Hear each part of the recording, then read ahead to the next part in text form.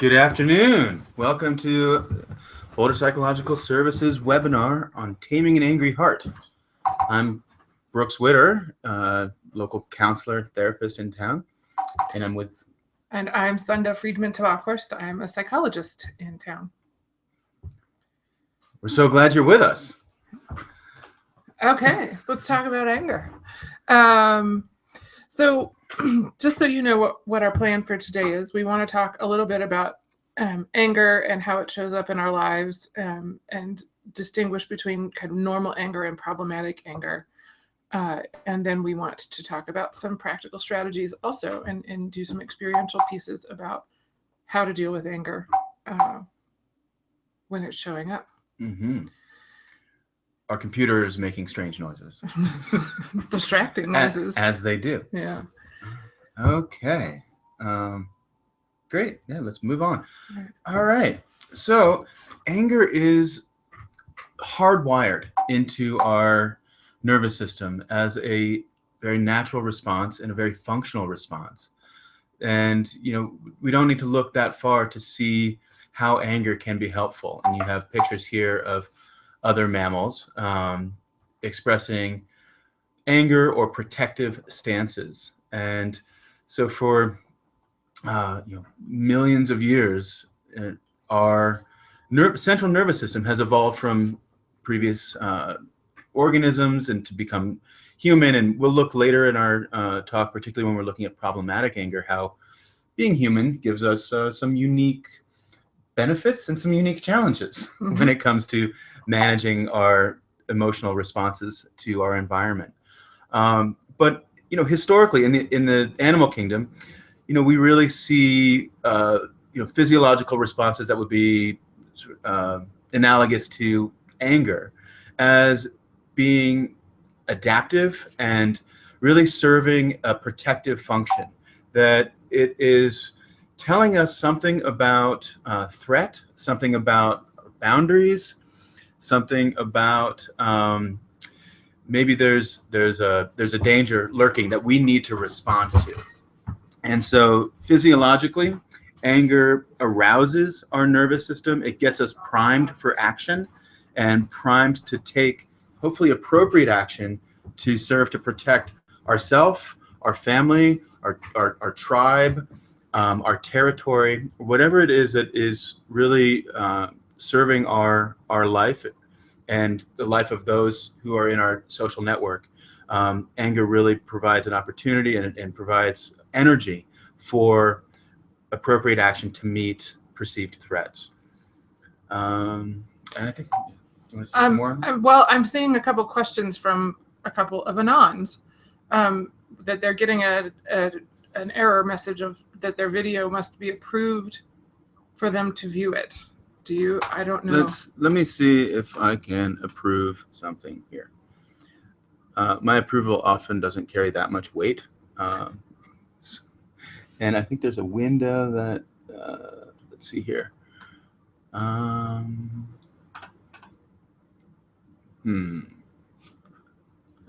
don't know.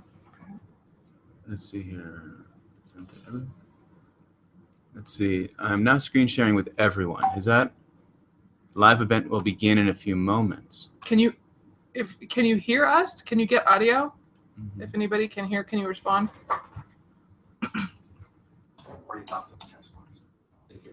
Okay. Oh. Okay. Just go through everybody. These people are doing something wrong. Everyone else is fine. Okay.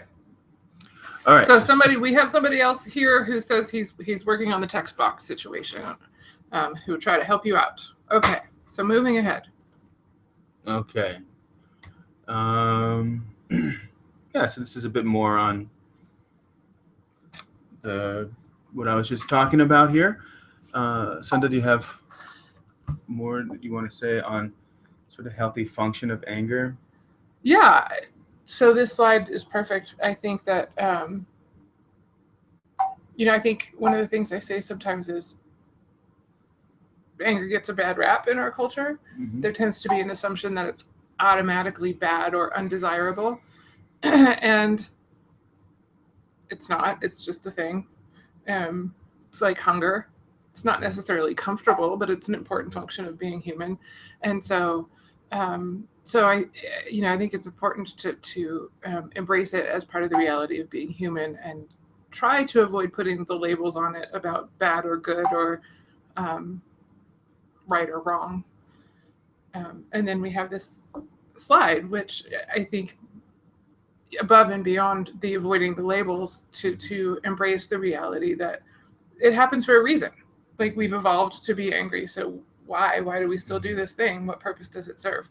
And it does serve some purposes in our lives, and it tells us important information sometimes. And it alerts us to a reality that we are perceiving some potential threat or boundary violation. And that's important information.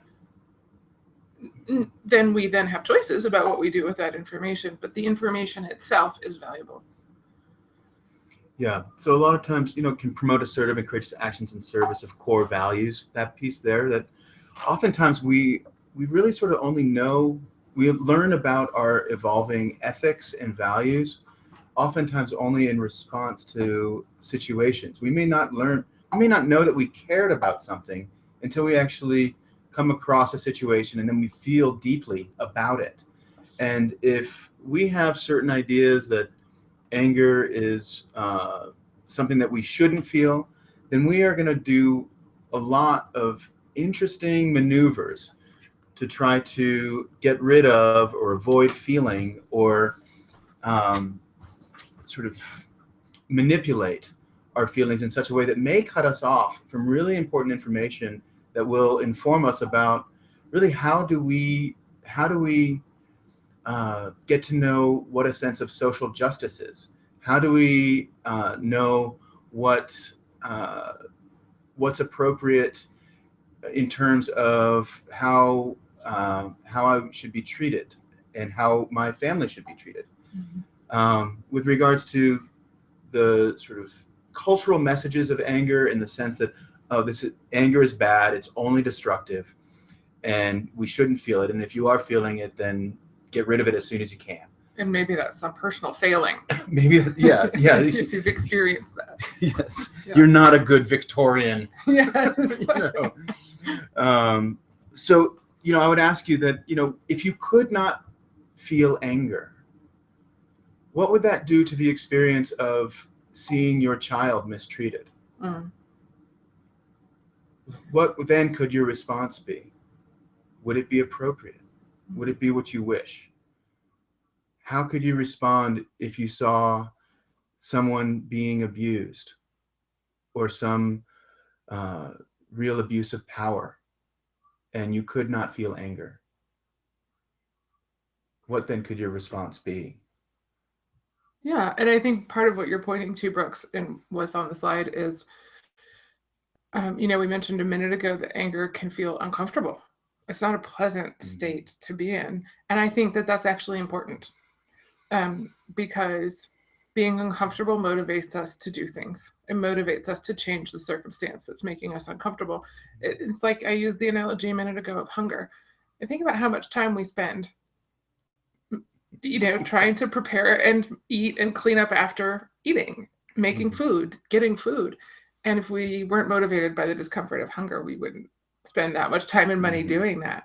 And so it's not a pleasant condition, but it's an important condition to accept as a reality when it's happening. And anger does exactly the same thing. It motivates us to change the circumstance that may be a problem. So much of what we'll be sharing today is, in some ways, really, how do we actually listen to our anger so that we can actually have healthy and appropriate responses? The anger isn't the problem. It's what happens. What do we know how to do with our anger that can become problematic if we don't know how to work with it in a skillful way, in a way that informs our vitality, in a way that informs our wisdom and our relationship to our world. And one of the things, you mentioned, we have special pieces of being human, right? And how we respond to anger. And one of the pieces that goes with being human is that we tell ourselves stories about why we're angry, or what we need to do about the fact that we feel angry. And a lot of times our reactions to the feeling of anger are actually reactions to that story that we're telling ourselves about anger. It's a function of language and narrative process. And the nice thing about that is it gives us choices about changing it if we want to. Right. Yeah. Good segue to our next slide. Nice. So when we're reacting to our thoughts and beliefs about our basic experience. So we have a basic experience of anger, and then we have all sorts of ideas that this shouldn't be happening. I shouldn't feel angry. What's wrong with me? All of that stuff can create a situation even more stressful than the discomfort and the natural stress of the anger itself. In which case, then, all of a sudden, we're adding fuel to a fire of stress that we then, the message of what the initial anger gets clouded, and we start to become really just kind of overly involved in kind of a psychological mess in some way. And it can get pretty problematic pretty quickly. And so let's see, should we do the little thought experiment on this one? Yes. Okay, so I like experiments. So a lot of times people are like, oh, you got to control your anger, right? I'm much more of a manage guy than a control guy. Yes. And so we'll do this little experiment here that shows some of the problems with when we try to take control to our experience, to our feelings.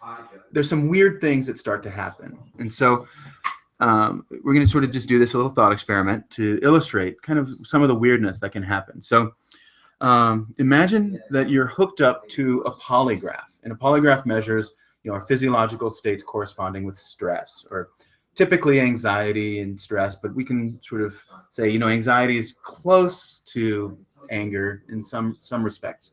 So the polygraph is measuring the discharge of your sympathetic nervous system. Excellent. Right. Thank so you. when your sympathetic nervous system activates, it's warning you to get primed for action, and that can feel like anger, that can feel like fear, that can feel like lots of things. But it's measuring the response of your sympathetic nervous system to some stimulus. Yes. That's resulting in a charge, right? A physiological go signal. So your heart rate goes up, your skin starts to sweat. So, which is what anger does. All of these things. Yes. And I love that it's the sympathetic nervous system because it's feeling with your environment. Yes. It's actually how you actually take in your environment and get information about it. So it is measuring your sympathetic nervous system, your arousal state. And so imagine that you're hooked up to this polygraph, and I'm going to say your only job while hooked up here is to not get aroused, to not get anxious, don't get afraid, don't get angry. And this job is so important that in order to really motivate you to learn how to do this well, I'm going to shoot you in the kneecap if you do get anxious, afraid, or angry. How do you think that setup will go? I would imagine that. Right. I'm feeling a little anxious, Brooks. I'd imagine it might be a bloodbath, right? Feel the need to cover my knees. And even though there's only one job to do, that's the only thing you can focus on is to do this one job. And it's actually easier, both physiologically and emotionally, right, to not be angry or anxious than it is to be angry or anxious. Right. Typically. Right. It takes less energy. It takes less energy. Yes. Thank you. That's a good way to say it. Right. Yeah. And yet in this scenario, where the situation is set up such that, oh my gosh, if I get aroused, if I get anxious, angry, or afraid, that's a problem. And if that happens, worse things are going to follow. All of a sudden, we have the setup where we start to become anxious about our anxiety. We start to become frightened that we'll become angry.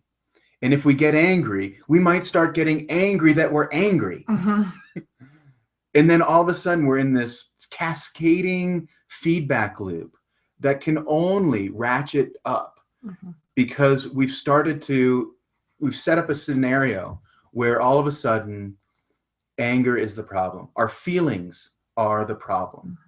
And so what happens internally if this is the case, that we start to see our internal states as the problem themselves, then we start to set up all these little guards, all these little sort of watchtowers, where we start looking for any sign of the problem state, so that we'll know that if that's happening, because then we'll have to be ready and we'll get primed for action. But being primed for action is actually a symptom. It's a it's a step in the cycle towards where we don't want to be. Yeah, we start to get aroused. Because we become afraid of being aroused. Right. And one addition that I might make to you, we talked a minute ago about part of being human is storytelling and language and words. And one of the things that you just actually used this phrase, right, that I hear so often with anger and this cycle of being anxious about being angry or being angry that I'm angry is I have to, or I can't, right? I have to control my anger, or I can't be angry. These are stories that you're telling yourself, and they are not true, because you're going to feel angry at some point in your life. And if the story that you're telling yourself is that I can't get angry, well, then you're in a setup. Because if you can't do it and you're doing it, you're off to arousal town. Yeah. And the problem there is not the anger. It's not that you feel angry. It's that you're telling yourself the story that you're not supposed to be feeling it. Yeah. And so the problem is that you've made one of your very natural human experiences into an enemy that you have to be hyper vigilant then to guard against. And that situation creates sort of a standoff that it's very likely then to make the anger even more problematic, because the anger isn't the problem, but because we believe it's a problem, we start to make problems out of it. Yes. So to speak. Yeah.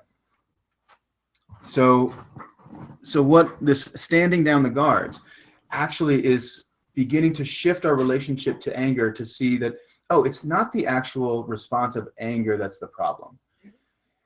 If I can learn how to actually open to the basic experience of anger and to let the discomfort, the energy, basically what do we have? We have a higher heart rate, we have high blood pressure, maybe an increased core temperature, some sweating.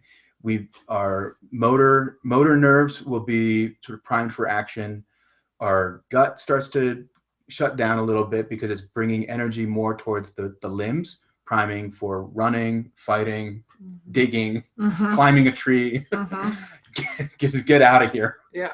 The other thing that happens physiologically is that your field of vision actually narrows, right? You start to not worry about the periphery, and the same thing happens cognitively, right? Your perceptual field narrows so that you're focusing pretty narrowly on a perceived threat. And when that happens, choices have diminished.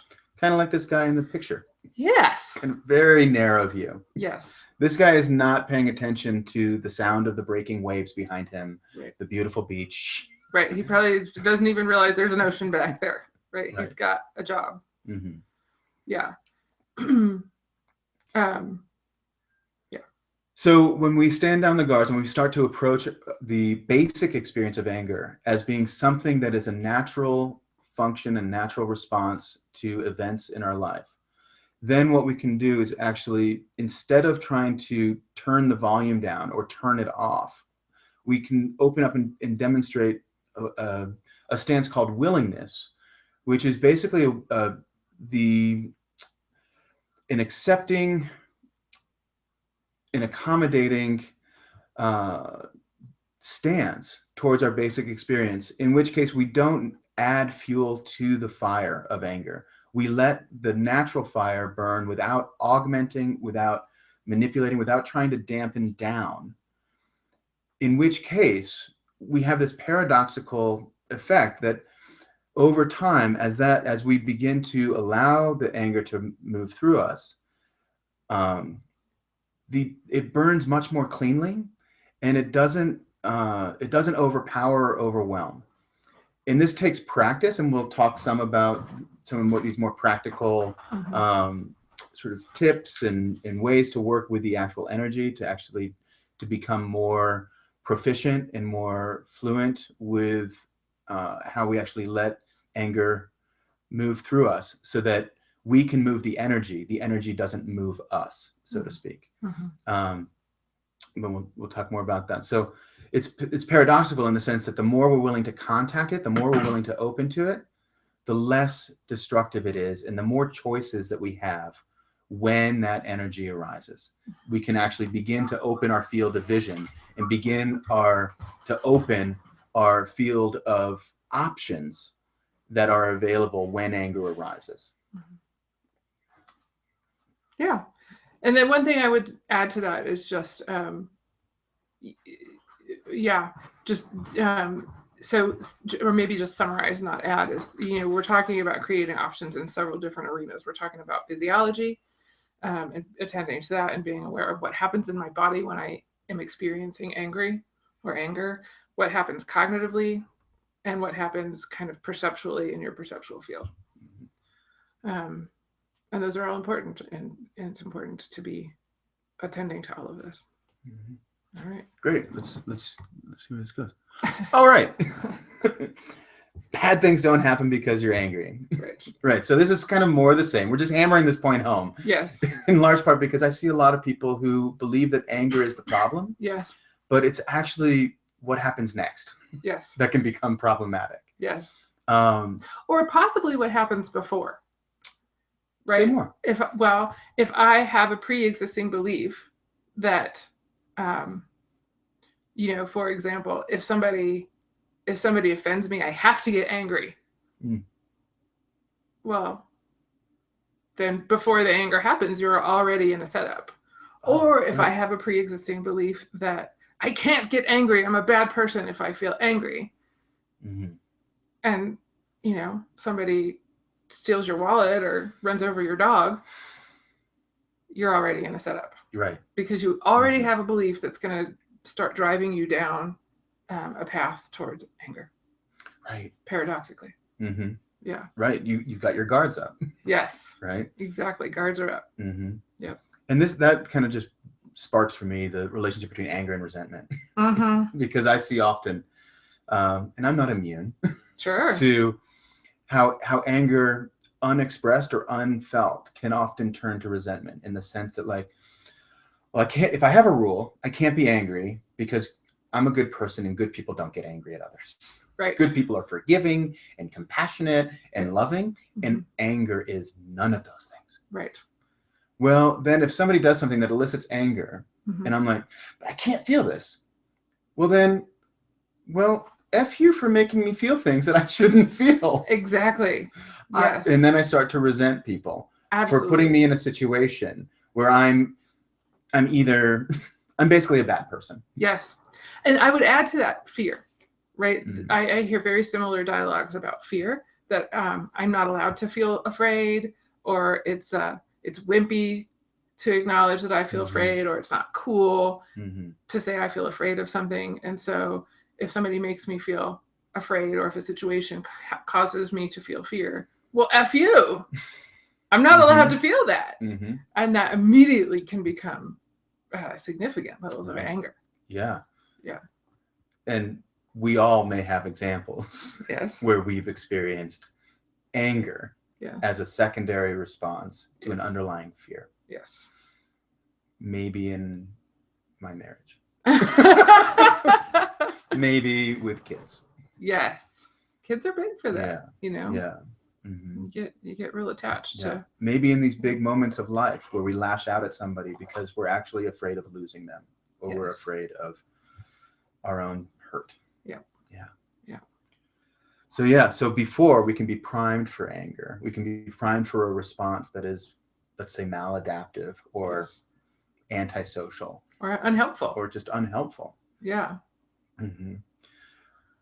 How I talk about, when I talk about bad things don't happen because you're angry, I often talk about, what do we know how to do in the presence of anger? When anger shows up, it's usually what happens with problematic anger is that we don't have a repertoire of knowing how to do different things when anger shows up.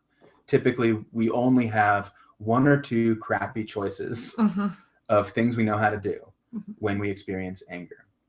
We can shut down or we can explode. Maybe those are the two things that we know how to do. And either one of those things can become problems, particularly when what's required and what's asked of the situation is for engagement, is for relationship, is for some sort of collaborative endeavor towards a common goal, whether that's even just figuring out which movie you're going to watch. Absolutely. And this probably has a lot to do, by the way, with what you've learned in your particular set of life experiences about anger and how to be angry. Right. If you grew up in a family where saying I am angry was not allowed, then simply the experience of feeling anger can feel threatening. Or if you grew up in a home where if somebody got angry, pans started flying across the house and obscenities were being yelled.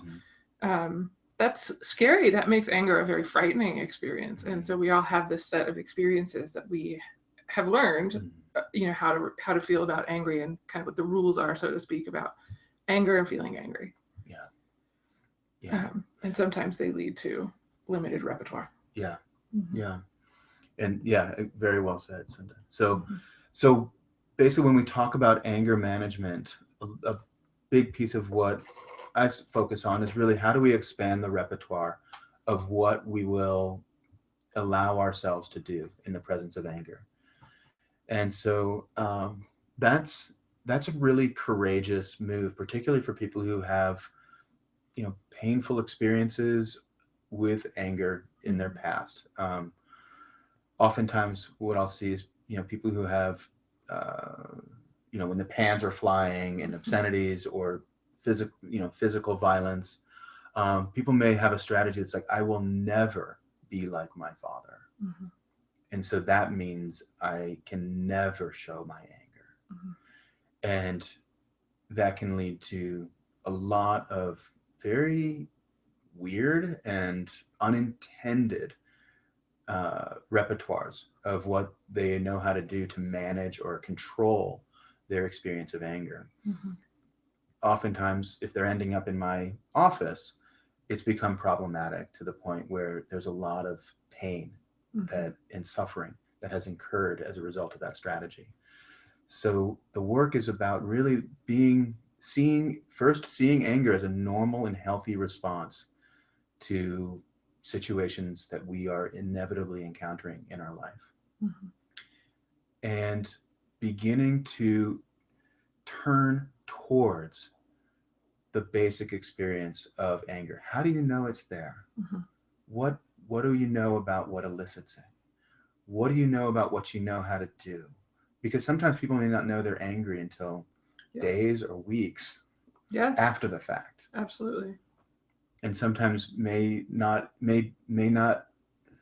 recognize a certain physiological state as anger. They see it as sad or numb. I worked with a person once who experienced anger as a blinding headache.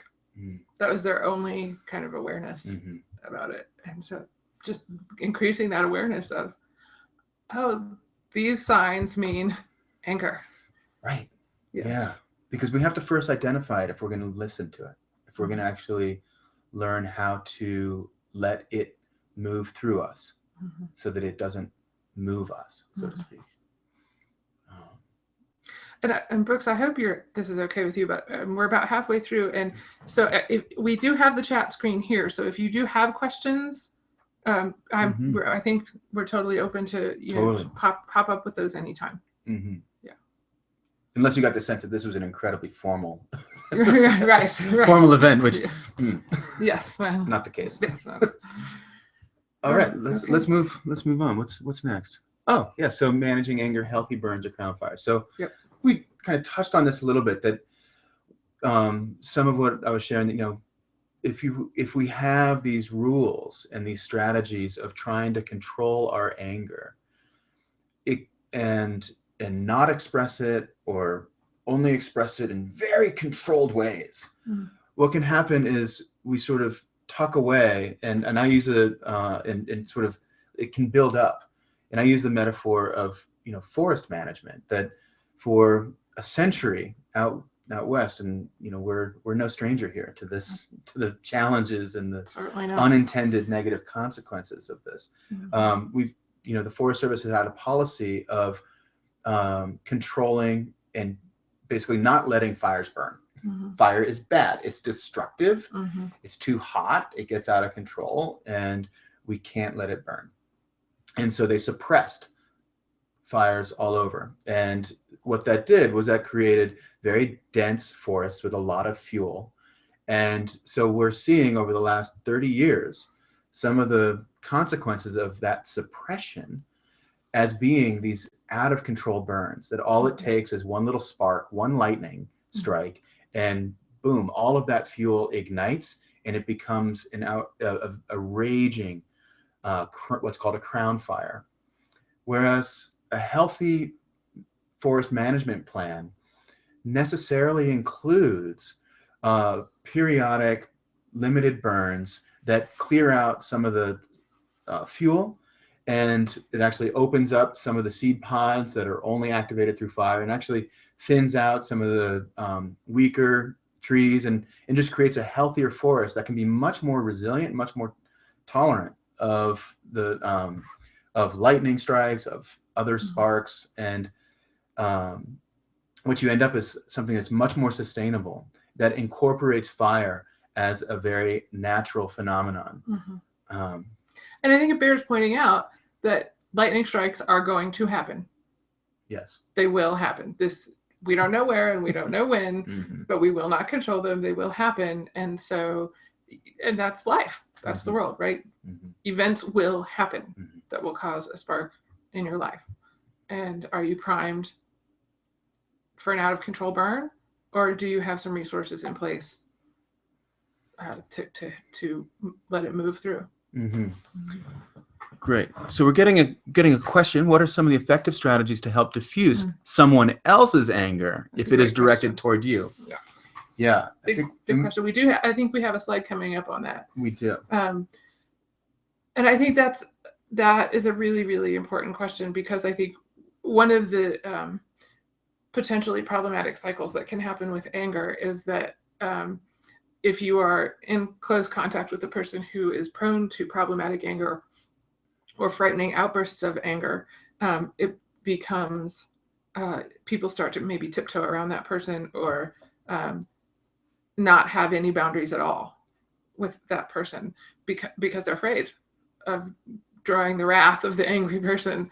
And I think it's really important to have, I think the first and most important step, and this is very tricky, and I am not encouraging recklessness in this regard, but to have good boundaries and to insist on reasonable boundaries not about anger, right? They can feel however they feel, but about behavior, right?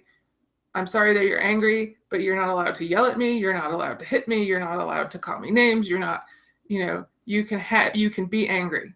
You cannot point your anger at me as a weapon. And so having the first step in that process, obviously, I think, is to be thoughtful and introspective about what are my boundaries?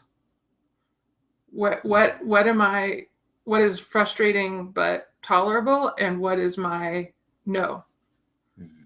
I have a boundary about that behavior. And so that you are aware of what your own boundaries are, and then can in turn bring those back to the potentially problematic angry person when they're not angry. Right? Trying to have these conversations in the heat of anger is probably not going to be useful or productive. But sitting down with them and saying, and I think it's important to not be accusing or blaming, but to just say, I want to talk about this thing that happened because it was a problem for me. And I want you to know that these things are not okay with me. And how can we work together to make sure that we're both where we need to be? So having the boundaries, it's tempting to stop having boundaries with angry people. But finding ways to have them and talk about them calmly is really important, because otherwise what's happening is that that person's anger is being allowed to become this ground fire, and it's just being allowed to burn and rage. And that doesn't lead to good places. So that's one thought. I think we'll touch a little bit more later. Great. Yeah. Yeah. So, I think we've probably talked about this quite a bit at this point, but, our point here being, anger is not what's causing a problem. It's that when we have these kind of pre-existing setups in our mind about the rules for anger, when we're in the grip of that physiological state that narrows our perceptual field and our cognitive options, we don't see choices. We don't see options, and we aren't making intentional choices. We're just reacting in the heat of the moment in ways that then we may regret. And so one of the first strategies is to recognize that it's just anger. It doesn't have to be in control. I can feel angry and be okay at the same time and make a choice about what do I want to do. And that choice may be, I'm going to go away for a minute. I'm going to stop talking for a minute. I'm going to not do things right now because I don't trust my capacity to make good choices, and I want to make good choices. And so, I think it's important to just remember that piece about when you're feeling anger rising up and you're cueing in on some of those signals that anger is happening or getting ready to happen. It's the critical thing to remember is I have choices. It may not feel like it once the anger really gets into full force, but there are always choices about what to do next. And sometimes anger may not want you to believe that. Sometimes anger likes to take over and be in charge. Sometimes anger is a ground fire. Yes. Or it feels like your head is on fire and smoke is blowing out of your ears. Yes. Yeah. Yeah.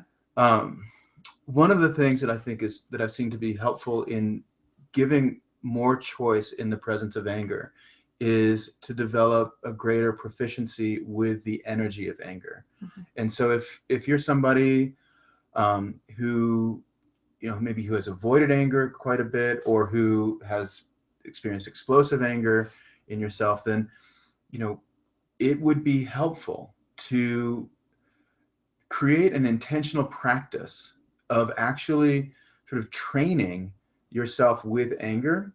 And this is one of the ways that I work with my clients, is really getting creative and curious about what are opportunities that you can actually develop to work with your anger, just as developing a skill. Because anger it's hot, it's fast, it's volatile, mm-hmm. It can be very scary to approach. And I kind of liken it to mountain biking, because I like mountain biking, and a lot of people do so out here. Yes. So some people can connect to this. But, mountain biking, if you just throw somebody who knows how to ride a bike onto a black diamond single track, it's going to be too fast, it's going to be too scary, and people are going to get hurt. Yeah. And yet, it doesn't mean they can't do a black diamond. It's just they don't know how to work with the skills yet, and it's just too much coming at them too fast. And so where this works with anger is that, when anger takes over, we're like on the black diamond, and it's just like, whoa, yeah. We're just gripped and we're holding on. And if we don't know how to channel that energy and ride that energy and let it move through us before it impulses us to action, well, then we're kind of at the whim of fury. Mm-hmm. So learning how to actually turn towards your anger in moments where you're actually developing a practice of, I am going to learn how to work with this energy. And whether it's punching a bag, chopping wood, doing wind sprints in contact with the energy of anger, and really providing an opportunity to get angry intentionally. And mm-hmm. if you're like many of us, you don't really have a shortage of memories or situations mm-hmm. to draw from that you can sort of imagine and bring forward and actually connect with the felt sense of what it's like. And then work to magnify that and then be present with it, so that you have you start training yourself in willingness, in an approach to that, to those difficult feelings, so that over time, as you continue that, you get the skills to learn how to ride the intensity of that wave. So like, you can be on the Black Diamond and still have more choices, more cognitive capacity for processing information. You can stay attentive to the person you're in communication with and still be angry, still have feelings of anger, yet you're not solely impulsed to destroy them or blow them out of the room, because you're able to actually let that anger move through you and inform you of like, well, actually, there was a real violation here and I'm pissed. Yeah. I'm pissed. And maybe I do need to take some action, Mm-hmm.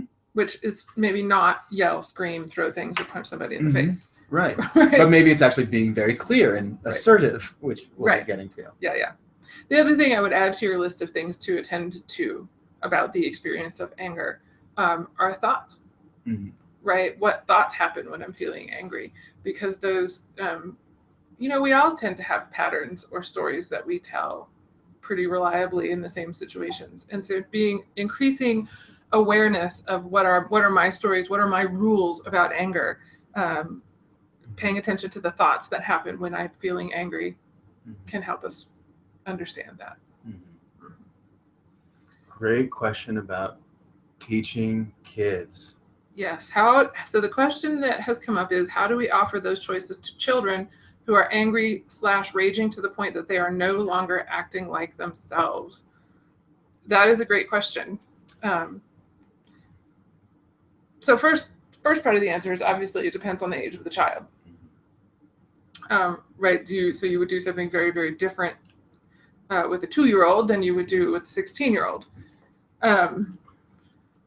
So, you have to take age-appropriate strategies. But with young children, I think it's very important to send some of the messages that we are trying to send right now, which is that it's fine to feel angry. It's fine that it's not a problem that you are angry. I understand that you're angry and you're allowed to have that feeling. You are not allowed to bite me. That is a problem. And that will result in consequences. Yes. So 8. So I think there's 2 pieces to this. And this also touches to the question that we had a few minutes ago about effective strategies to help diffuse someone else's anger. And I think that no matter who the other party is, but particularly as a parent, I think that this piece can be important, which is to maybe get clear in your own mind about what is your relationship to anger. If your rules, quote unquote, about anger are that it's frightening or inherently dangerous or bad, then you're going to be very reactive to a child who is angry. And then the child's going to be reactive to you, and then you're off to the races. And so gaining clarity for your own self and in your own mind about what is my relationship to anger? What do I feel when I am in the presence of another person who is angry? Do I feel scared? Do I feel confused? Am I not understanding why this person is breaking the rules that you're not allowed to get angry? Right? And so I think that's a really important first step for parents, is to get real clear for themselves. What is my relationship to anger? Is it okay with me, or is it overwhelming to me? Because if it's overwhelming to you, then that's something that you need to deal with you first, and then deal with it with the child. And then in terms of dealing with it with the child, I think again, I think it can be a very bad cycle that happens when a child learns that when I am angry, I don't have to follow rules, or there are no boundaries, because people are afraid of me when I'm angry. And so I can throw things, or I can scream, or I can yell, and then, something that I didn't want to happen stops happening, or something that I did want to happen happens. So continuing to have boundaries that are appropriate and firm, I think is really important with angry children. Did you have something to say, Brooks? Well, again, anger is a very natural response to the world in certain situations, and it's a it's a limbic response. So it's coming from our midbrain, and our neural development goes in stages. And so our kids are developing their cortex, and the cortex can inhibit some of our midbrain responses, and so we can learn how to control and manage our emotions through our thoughts and through reframing and through perspective taking and all sorts of fancy skills that we gain as our neocortex comes online. And so an 8-year-old has a pretty thin neocortex, and so in some ways the parents and teachers are the sort of surrogate cortex, cortical beings for the kiddo. And so following Sunda's line to that there are boundaries when kids are angry, that hitting is not okay, destroying property not okay, you don't get what you want by making your anger bigger, and being consistent with how we respond to anger, and hopefully we're able to assess whether our consistent responses are actually helpful in supporting a healthy pro-social anger responses in our kids. But there's going to be just a very natural and expected emotional outbursts that our kids will exhibit, and for us as parents, to make sure that they're safe and to make sure that those in their environment are safe is job number one.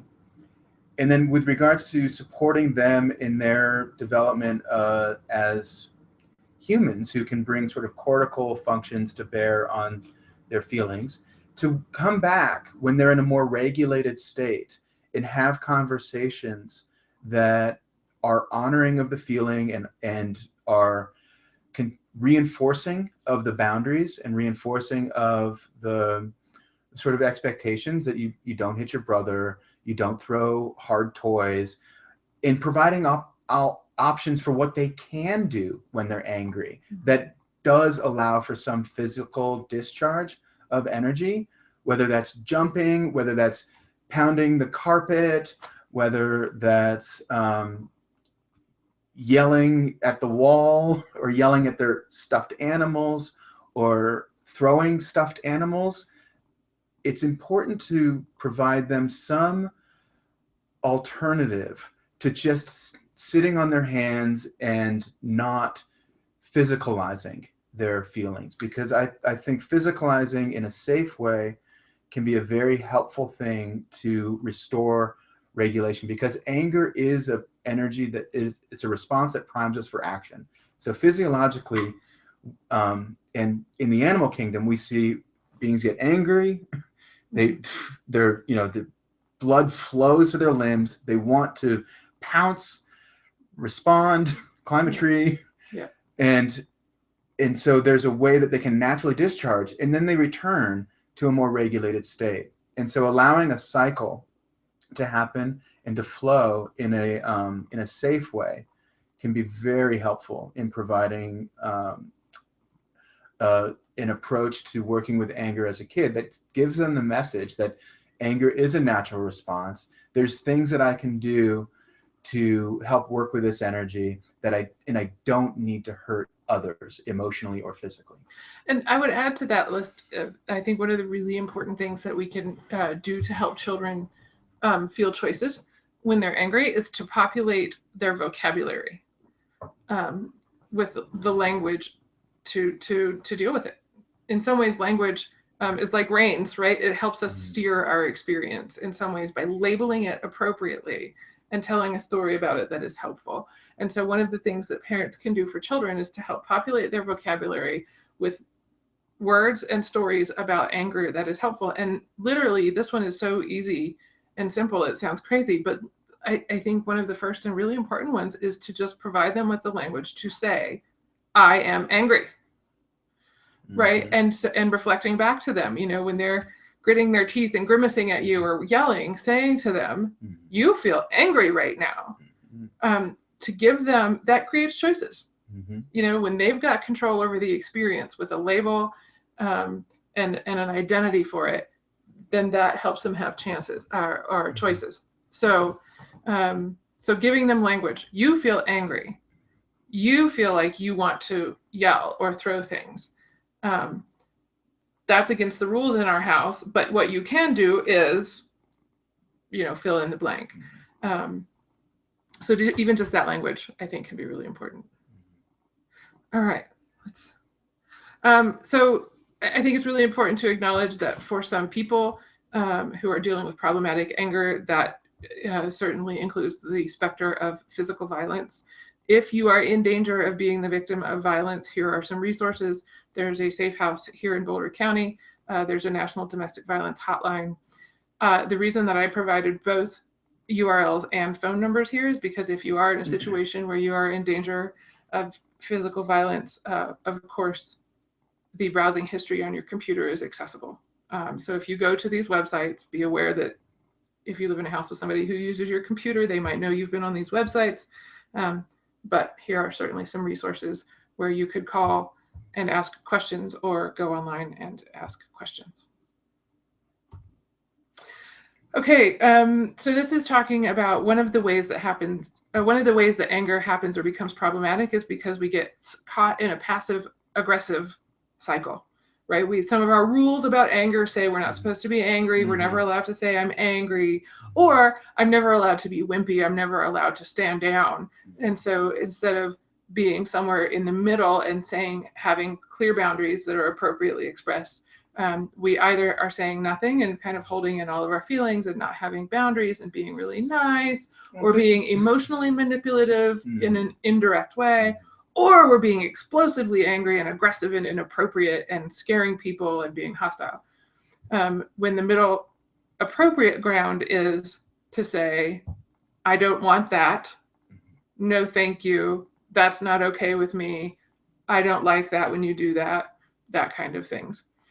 So assertive messages and delivering them early and often and not getting stuck in a cycle of feeling a lot of resentment or fear or whatever building up can be a really important part of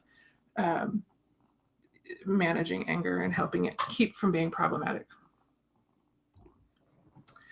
So this is back to the choices thing, right? Is because one of the things that happens when we're stuck in that passive aggressive cycle is we feel trapped, right? We feel powerless. We feel we have no choices. We feel, I just have to follow these rules. And one of the things I think is important to remember is that just because I think it doesn't mean it's true, right? And we have lots of things that we think about why I can't say this boundary or have that rule or express this preference, or I don't want to upset people, or I don't want to hurt people's feelings. And maybe all of those rules are not helpful to you.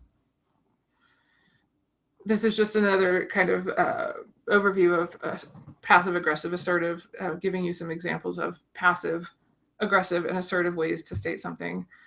Aggressive is, name calling. Stop asking me for money, you irresponsible lowlife. So calling names, threatening, being hurtful. Passive, right? I'm not going to say no, I'm just going to keep giving you money, but I'm really going to dislike you for it. Right. Passive aggressive, right? Okay, I'll give you the money, but then I'll find some other way to hurt you for it, kind of behind your back, right? So I'll give you the money, but then I won't pay you other money that I owe you or whatever. And then assertive, the assertive way to handle all of this is to say, no, I really don't feel like I can keep giving you money. And the reason for that is actually because I value you and I value your friendship, and this is making a problem. So no, thank you. No more money. All right. And then this last slide is just a quick resource on that passive aggressive assertive cycle for people who get really stuck in that passive aggressive cycle and have troubles having a firm or clear boundary, or just saying no, thank you, or I don't like that. This is a popular book. Some people really, really like it. Some people find it really helpful in breaking out of some of those traps of passive aggressiveness. And this book is called When I Say No, I Feel Guilty. Cool. So there's a question, did I miss a demonstration of the stance that can be helpful to let the anger move through you? Is there a slide? So there isn't a slide, and I was speaking about this in terms of when we are, this was the metaphor that I gave about learning how to kind of mountain bike, that learning how to develop proficiency in working with the energy of anger is something that I see as being very helpful in providing more choices when anger presents itself. And that's really the kind of the personal work of developing our emotional intelligence, particularly around anger, if that is problematic. And there's a number of ways to do that. And really, how I work with my clients and how I've worked in my own life has been to find what works. And typically, anger is a hot. It's an active. Energy moves to the limbs, and so when I'm helping people to turn towards their anger, I might give prompts and give suggestions for them to do some homework to see what actually works for them.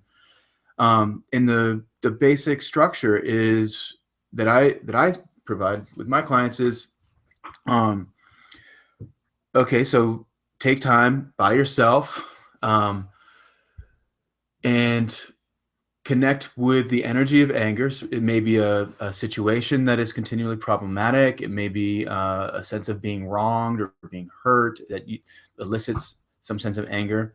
Connect to that energy and then work to actually bring that energy up in a very direct and physical way through a number of means. And these means should be sort of active, and whether it's punching a punching bag, chopping wood, sort of being out and doing wind sprints and just letting the energy that is wanting to move through to your limbs, to let it actually run its course while you are focusing an intentional gaze and a motivation to actually contact and make room for this energy of anger that has been avoided or channeled down destructive pathways. In these practices, you're contacting the energy directly in a way to actually make friends with it, to accommodate it, to be much more in control of yourself when anger is there. And here's one other idea. So Brooks is talking about connecting with the experience, the felt experience of anger. And here's just going a different direction, which is when you feel angry or you feel like anger might be coming, find a place to sit quietly. And, in cartoons, in the little people in cartoons have a thought bubble over their heads, is to just notice, allow the thoughts to come, let them arise, and then put them in a thought bubble. Just picture it in your mind, put them in a thought bubble, let them be there, let them be true, and then let it float away. Just let it float away from you. It's just a thought. It doesn't have control over you. It doesn't have to take away your choices. It's just a thought. And so develop some practice with letting them come. You don't have to fight with them. You don't have to wrestle them, and you don't have to control them. Let the thoughts come, but be aware of what they are, and then let them pass. Let them float away. We're at the end. We're at the end of our time. We are. So thank you so much for joining us. We've covered a very broad range of territory and kind of gave you a scattershot overview and tried to give you some specific ideas. And so we thank you for joining us today and hope that you found something useful. And if this wasn't helpful to you, it's okay to be angry about that. It is. Yeah. Yeah. Thank you so much.